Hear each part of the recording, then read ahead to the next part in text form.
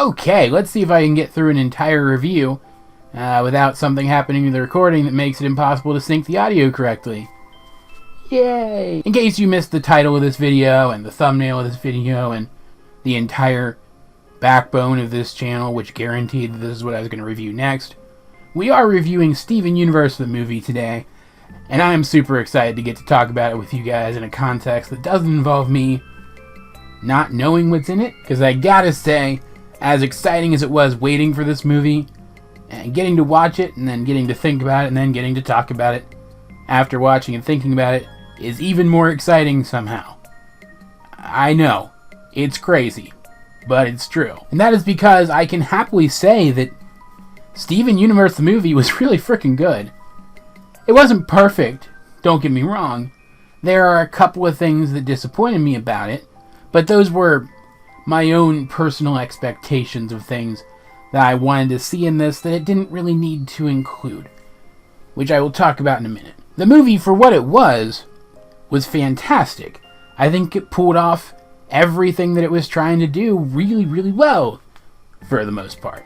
I do have a couple of nitpicks regarding the quality of the movie as it exists, but again, that's something I'll talk about in a minute. Now, I know that usually when I'm talking about an episode of something, I do a recap with some brief clips to highlight the moments that I'm specifically recapping. I might include a little bit of audio that I think is particularly noteworthy or funny. And I am not going to do either one of those things here because Cartoon Network is already cracking down really super hard on anybody including footage of this movie and stuff. Which, I mean, sure, that's their prerogative, except when it comes to things like fair use, but when has anybody cared about that? I will, however, give a synopsis of the movie, a vague enough synopsis that it doesn't spoil everything about it, in case someone is watching this for some reason without having watched the movie first, which you should not do. But if you want to, that is your right. I can't stop you. Point is, if you've seen the movie, you don't need me to recap it in specific detail, and if you haven't, you don't want me to. That said, this movie is the tale of Steven, after 2 full years of dismantling the Great Diamond Authority and freeing all of the planets under their control, deciding that he's not going to stay on Homeworld any longer, which tells me he spent most of his time during those 2 years on Homeworld, which is interesting. Give us flashbacks of that, please. And that he will be returning to his home in Beach City, which has changed now. He has a galaxy warp in his house. How cool is that? And Steven wants that to be the end. He wants this to be the end of the story. He has saved at least 2 galaxies, by my estimation, and potentially many more, since the Gempire would have theoretically lasted forever. So, usually once a hero has accomplished that much, their journey ends. But, looks like there are still more problems on the horizon for Steven Quart's universe. And in fact, as he is lying there, wishing that this would be his happily ever after, this Cuphead boss named Spinel shows up with a giant injector built to fill the planet with poison and kill it. Arrives and tries to kill him and his friends. Steven's life is weird, man. And she does so with a special weapon that's kind of like a destabilizer, but is also much cooler because it's shaped like a scythe, and has the ability to reset gems to their factory setting, which is terrifying. So, Pearl comes out, a standard issue, super subservient Pearl, who has imprinted on Greg, which is actually funnier than it should be. Amethyst comes out completely without the ability to do anything, really. And Ruby and Sapphire come out of their gems as Ruby and Sapphire as we saw them in the answer, pretty much. Though they do still spend this entire part of the movie together, as Ruby assumes that her job is to protect Sapphire, seeing as how Sapphire is a Sapphire. So that's a good thing, at least. Steven, of course, goes to his technical advisors, Peridot and Bismuth, and also Lapis is there. I say that derogatorily, but she was pretty delightful in this movie. And he learns what the function of the weapon was, and he and Peridot and Bismuth kind of workshop that maybe if they remind the crystal gems of all of their life experiences, they may be able to put the pieces back together and restore their original personalities. Not like their original personalities, but the ones they had at the beginning of the movie. Because they don't remember anything. It's not just that their personalities have been set back to what they were. Their knowledge and experiences are, at least for the time being, gone. And unfortunately, Steven can't just heal them, because he was also cut with the device, and even though he doesn't poof, it also reset his gem. So all of the things that he learned to do, he doesn't know how to do them anymore. Like, he does in principle, but it's implied that he's lost that emotional connection that lets him call on all of his powers. And so he also has to relive enough of his past experiences to remind himself of the things that he lost, so that he can unlock that full ability set again. And what's even worse is the injector is still going, and Spinell was also hit by the machine, so she doesn't even know how to turn it off. Though throughout the process of helping the others to learn over again who they are and restore who they ended up being, he does start to remind Spinell of who she was and why she came there in the first place. So she does eventually turn back into her kill Steven self. And it is through that process that we learn her backstory. That she was a playmate given to Pink Diamond by the other Diamonds, probably to keep Pink out of their hair, to keep her distracted, because, you know, she was always asking them for things. That they would go and play together in a garden that I'm assuming Pink only had for similar reasons to why she had the zoo, because the Diamonds thought it would shut her up if she had plants to play with. But that once Pink was actually given a colony, she realized that Spinell, being all toony, would make it difficult for Pink to be taken seriously if they were seen together. So she lied to Spinell and told her to wait there for a little while until she came back. And then she never came back. And then she turned into Steven. She abandoned Spinell for 6,000 years, lying to her in order to do so. And then the first thing that Spinell saw, aside from her home deteriorating around her for 6,000 years, after Pink did that, was Steven's message that we saw in the trailers. Holy crap, I probably would have tried to kill Steven too. In the end, though, Steven is able to befriend Spinell, even though there's a little bit of a misunderstanding plot where she thinks Steven was just gonna hit her with the device again and then bubble her or keep her as the cheerful factory setting Spinell, one or the other. Spinell does finally admit that she does want to try again at being friends with someone, and that she thinks Steven might be that someone. But she also admits that even though she's built to be friends with somebody, that's literally her purpose, that after everything that's happened, she doesn't think friendship is going to come easily to her anymore. So, of all things, and this is something that I didn't actually see coming, even though I probably should have, she goes to live with the Diamonds, because she's very playful the way that Pink used to be back before Pink got her colony, back when the Diamonds knew her best. And the Diamonds are still a work in progress, and Spinell is still a work in progress, and the Diamonds being Diamonds, they remind her of Pink in a way. And so just like Steven has his found family of the crystal gems, Spinell now has her found family of the 3 remaining Diamonds. It works so well. It makes so much sense. And again, I didn't see it coming until it was happening. So, good on the writers. Great job with that. Because there was like a subplot at the start of the movie with the Diamonds trying desperately to convince Steven to stay with them because they still miss Pink so much, and he reminds them of Pink, and it ends with them trying to come to Earth to move in with him, which was absolutely hysterical. We also got a new fusion in the movie, and I am going to spoil who it is because I can't make this video without talking about him. His name is Steg. He is the fusion of Steven and Greg, and holy crap, I did not expect that. I mean, I did expect that, I expected it would happen, but I did not expect it to take the form that it did. Wow.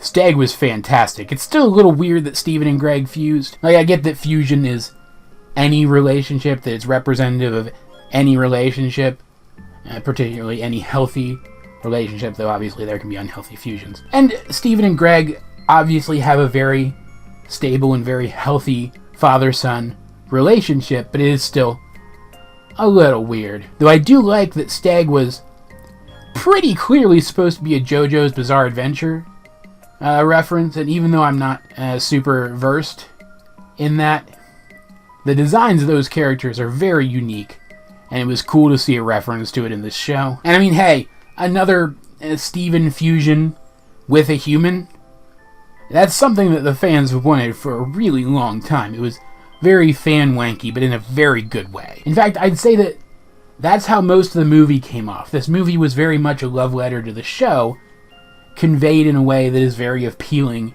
to the specific fans of this show. It was a musical, after all. Which is the perfect segue into talking about the music, which was fantastic. Like, even Spinell, despite the fact that in the trailers for the movie, she seemed very against the idea of singing, sang songs in this movie. And Garnet got 2 songs. I mean, technically Garnet got 2 songs, though I guess one of them was Ruby and Sapphire, actually. One, when Ruby and Sapphire, before they've remembered who they are, refuse into Garnet, into Cotton Candy Garnet. And then another one when she finally remembers who she is. And they were both so good. They were such good songs. They moved me considerably. And you guys know at this point how much I love Garnet singing anything. But even though I think that Garnet got the best songs of the movie, my favorite character in the movie was probably Pearl. Because, like I said, factory setting Pearl, while disturbing in principle, was a lot funnier than she should have been, and she got a lot of really funny scenes. And it didn't hurt that the movie went out of its way to remind us of just how much Pearl has grown. And I'm a sucker for a great character journey. And Pearl, let's not kid ourselves, has had a fantastic character journey. Well, I know some people are probably going to be disappointed that once again, Steven came up against a villain who, in the end, he was able to, if not fully redeem, then set on the path towards redemption.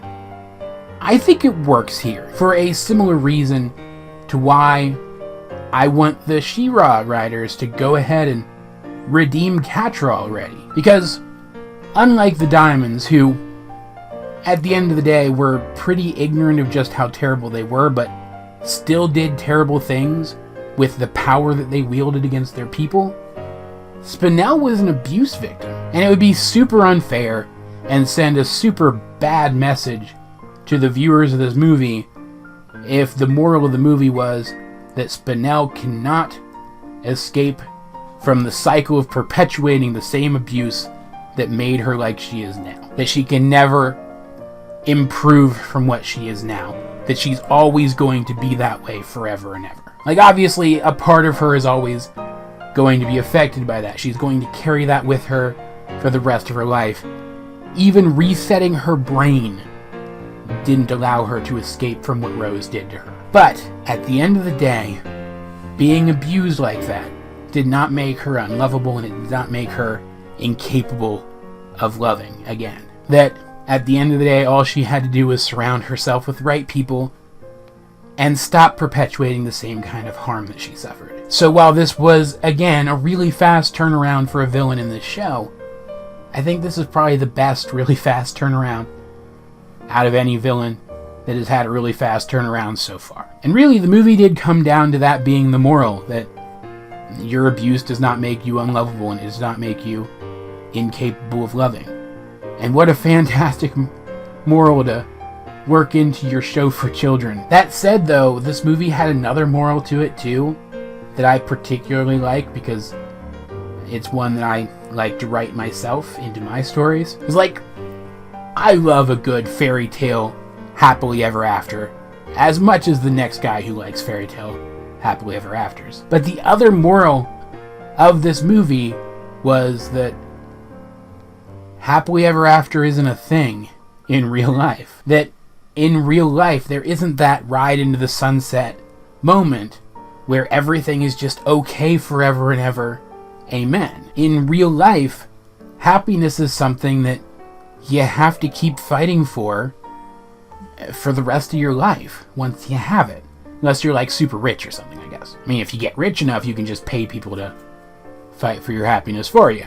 The fact that Steven wanted that happily ever after so badly and was holding on to it so hard almost kept him from regaining his powers, from remembering who he was truly as a person. So obviously the crew is passionate about this. And I respect that a lot, because that's another moral that you don't get in kids shows a lot. Like, thinking back, like let's look at Gravity Falls for example. Obviously nothing at the end of that show implied that those kids weren't going to face hardships ever again, but their story came to a real end. The villain had been defeated, and the consequences of defeating him had been scrubbed away. And that's a kids show that I often consider to be way more for serious than Steven Universe is. And yet it's Steven Universe that had the balls to stick that moral into its big event movie. Incidentally, people need to stop asking me if this is the end of the show, because obviously there's going to be more. Season 6 has been confirmed, and also the moral that your main character is never going to run out of challenges to face isn't how you end your show. That is not the note you go out on. Of course there's going to be more. Though, this movie did not really set that up at all. And that's the first thing about it that kind of bummed me out. Like, yes, you could say that the movie established a new status quo, which will now be shaken up in future episodes. But that's really the only thing it did to set up Season 6. We didn't learn anything about the uncorrupted gems. We didn't really learn anything new about the diamonds, except they're still working really hard at that redemption. And even though we learned some Rose lore, it was really just the retconning in of Spinel. That's all it was. We didn't get a setup of additional intrigue about Rose/Pink. We didn't get the setup of any intrigue that the show is going to focus on going forward. This was, despite reminding us a lot of the great stuff in this show's past, mostly a self-contained entity. Like, you could reason that the justification for those references to the show's past were only there to ensure that viewers who might not have seen the previous seasons of the show understood the points that this movie was trying to make. This movie didn't solve any mysteries that were left lingering after the end of Season 5, to the point that at one point, while Steven is traveling through the lion dimension, we see in the background that he opened Rose's chest and we don't know what's in it still because it happened off screen. Somewhere Rebecca Sugar is laughing at all of us. I wanted there to be intrigue in this movie because specifically that's the thing I love the most about this show. But it didn't need to be here. That's something that can wait for actual future episodes of the show.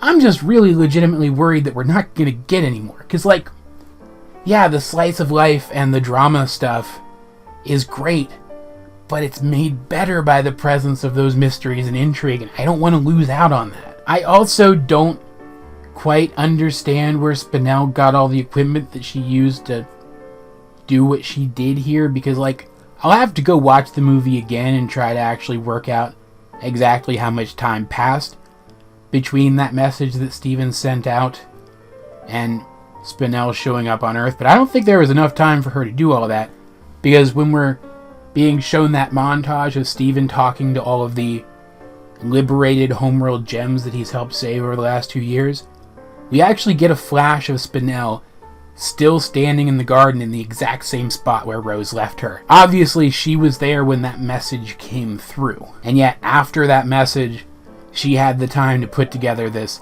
elaborate plan with this super rare factory reset scythe and this giant poison injector that nobody's seen before. That is a little unrealistic, and it hurts my suspension of disbelief a little bit, but not nearly enough to prevent me from enjoying this movie. Writing in the movie was good.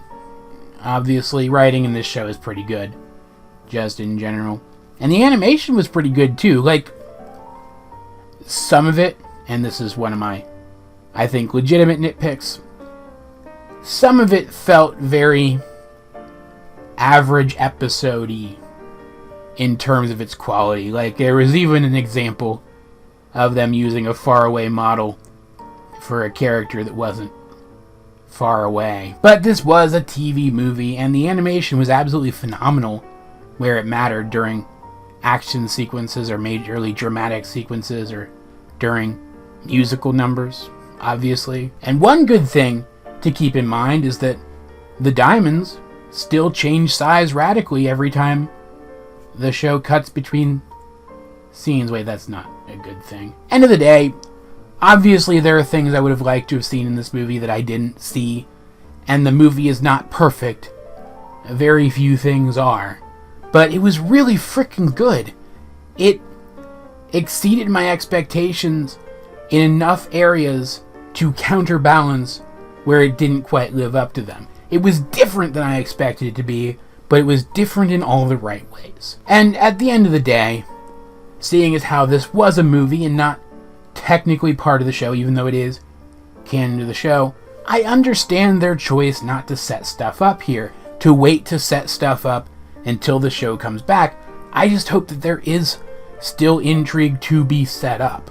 Because again, I don't want to watch this show without that. I mean, I will, because I like the show and I like these characters, but there's a part of me that doesn't want to. Point is, there's not much more that I could say about this without this review devolving into me gushing about parts of the movie I loved, and I am still trying to be at least a little vague with this thing so that the experience of watching the movie is not lost on people who haven't seen it yet. I will say, though, holy crap, they did a really good job in this movie of hammering home just how terrible Rose was.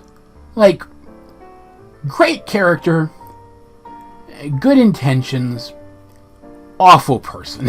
And I really appreciated that Steven clearly realizes that too by now. Also, and this is the last thing that I'm gonna just spout out randomly here at the end, Steven got powerful, man. Like, if you haven't seen the movie yet, you'll know what I'm talking about when you get there. But anyway, yeah, Steven Universe the movie is good.